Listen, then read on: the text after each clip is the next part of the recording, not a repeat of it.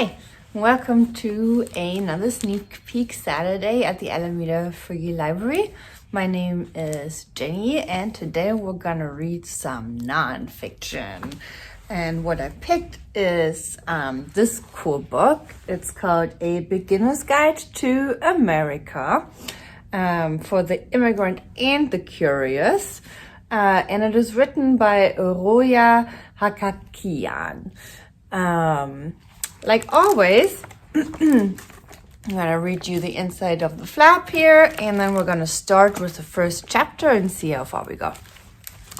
All right.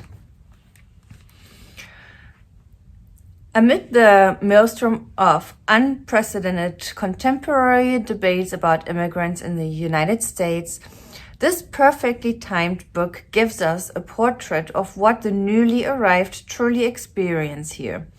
This is a guide for all nationalities, providing practical information and advice. Written by an immigrant herself, who reveals what those who settle here love about the country, what they miss about their homelands, the cruelty of some Americans, and the unceasing generosity of others. Roya Hakakian, who settled in the United States in 1985, captures the texture of life in a new place in all its complexity, laying bare both its beauty and its darkness as she discusses race, sex, love, death, consumerism, and what it is like to be from a country that is in America's crosshairs. She affectingly explains the everyday firsts in a place that can easily overwhelm a new arrival, from the oversized, odorless fruit in a labyrinth grocery store to Americans' passion for holiday parades. Hakakian conveys the uneasy tension of newfound freedoms that are inextricably linked to casual indignities such as the joy of pursuing uncensored books weighed against the pressure of Americanizing one's name.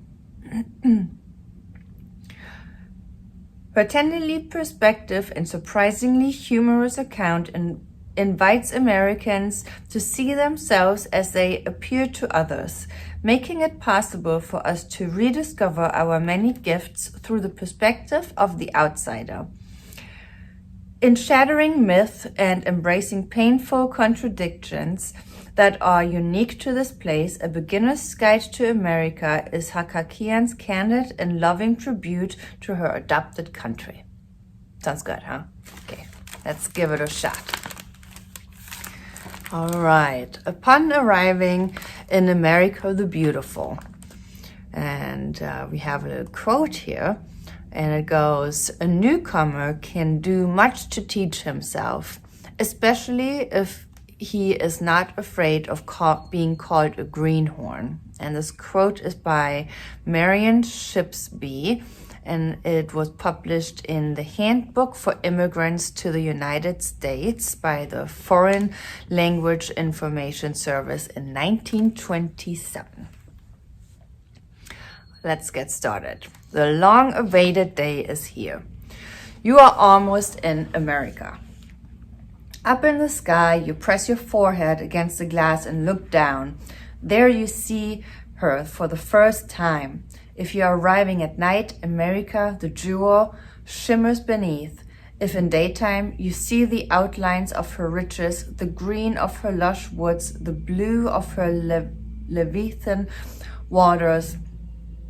Until then, you had only felt exhaustion and sleeplessness, but all that vanished at the first glimpse of the ground. Now there is only fear and excitement coursing through you. It has been a long time since you have been welcomed anywhere.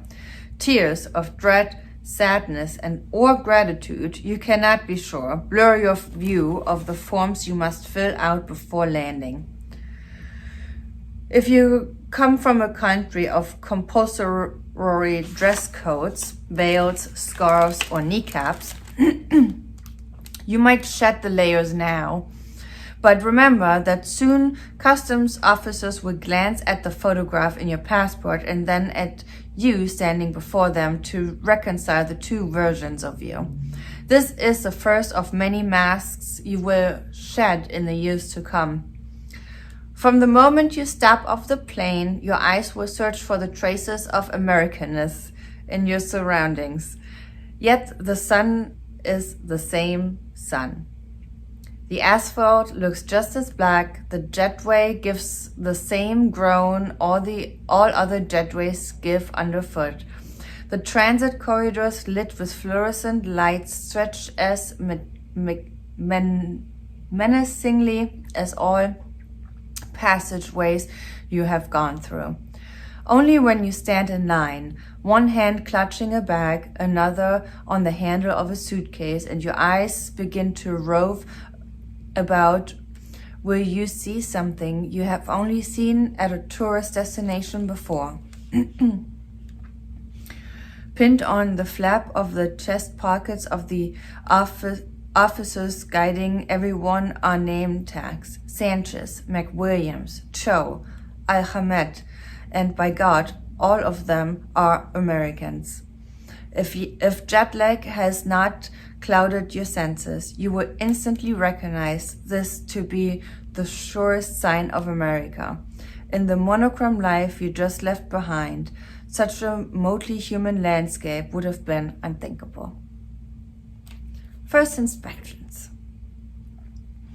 At the reception hall of the terminal, there will be lots of activity and great exhausted crowds will team about you. But there will be none of the alarming chaos that had come with the crowds in the past. When it is your turn in line, you will be called to the booth. Then there are more forms to fill out. You will present your pleasantest self through the glass while anxiety boils inside. If you are lucky, the officer will look up with a smile and say, "Welcome to America." Then the floodgates of tears you had worked so hard to push back will open again, and you will weep. Weeping is the last thing you want to do at your first meeting in the new country, but you cannot help it. No one will ask why you cry. The officer knows, as do you, that though America is not yet your home, it is the place where you have come to breathe, find peace, and rest at last. If you are not lucky, for this is where you could be detained or even turned back, you will reach the booth of a moody officer who will only ask for your passport. You offer it reverently in the palms of both hands like a sacrifice at an altar. With every leaf he turns, your heart beats faster. You are ready to be suspected, interrogated for your country of origin. Sweat beats on your temples. Nothing good ever came of a uniform where you used to live. Uniforms belong to the powerful. They were the people you had to outfox. Here you must do your best to remember that the officers in the booth have little in common with the ones you used to fear. Take deep breaths and remind yourself that you are in a place where the law, for the most part, is king.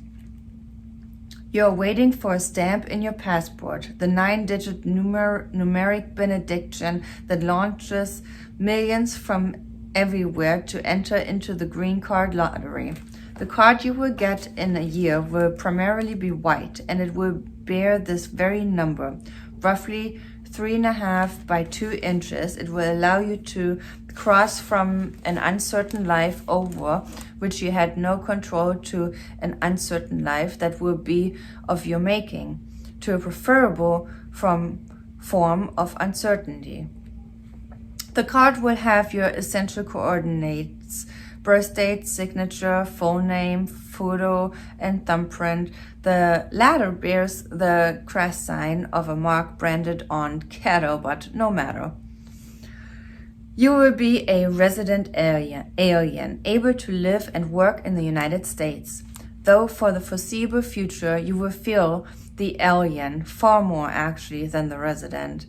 Your color portrait in the foreground will be the left will be to the left of that of Lady Liberty in the background. You and she, your timid smile beside her regal crown, will be a pair. Your once distant dream will soon be real and laminated. Dogs will come around to sniff your bags. Officers will rummage through your belongings, wrinkling their noses at the scent of your spices. The younger ones among them might sneer at your traditional pantsuit, your meticulously translated bundle of transcripts or certificates of merit and awards, your lovingly folded stack of sashes and ribbons, reminders of past glories that jolly fill you with pride. They will undo them, then toss them onto a jumbled heap. This is how America welcomes everyone, by preparing them for anonymity. Gird yourself for what you will surely register as disrespect, a personal offense, yet it is merely disregard for what you have achieved elsewhere. America cares little about what you have done, only what you will do while you are here. This is the first of many times your heritage will be tossed aside, but they will not take away your books or examine the writings in your journals or ban you from speaking or publishing what you choose. You will gather your suitcases, bursting with all that you could salvage of your old life. Your mind, too, is bursting with all that you have been told about America. Keep the suitcases, but discard the knowledge. In fact, even before going through the last set of metal detectors to get on a plane to your final destination, place your views of America along with your shoes, keys, coins, and cell phone in the gray rubbery bins and leave them there. What you know is likely to be a distortion, not without truth, but without precision. It always takes months, if not years, to sift through all that one has hauled across the continents and decide what to keep and what to scrap. The sermons about America that angry imam delivered at Friday prayers, the tirade that principal shouted over the bullhorn in the schoolyard at the queues of pupils, or the rants the talk show host broadcast on state-run television cannot guide you through the real America.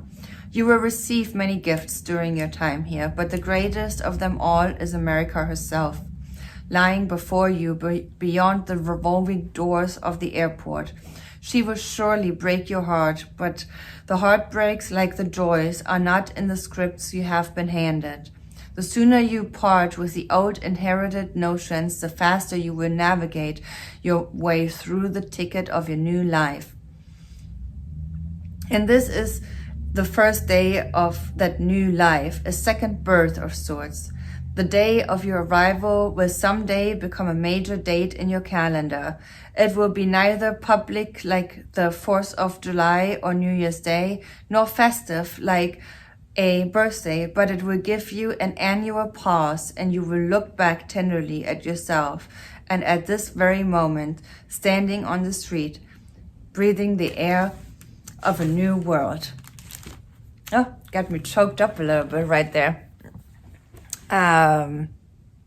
Yeah, so this is a beginner's guide to America for the Immigrant and the Curious by Roya Hakakian. This can be found in our nonfiction section within the news section. If you would like to place a hold on it to make sure that the book is actually available when you want to read it and pick it up, I encourage you to do so. Other than that, I hope you enjoyed this reading, and I see you again next Saturday. Thanks for listening. Bye.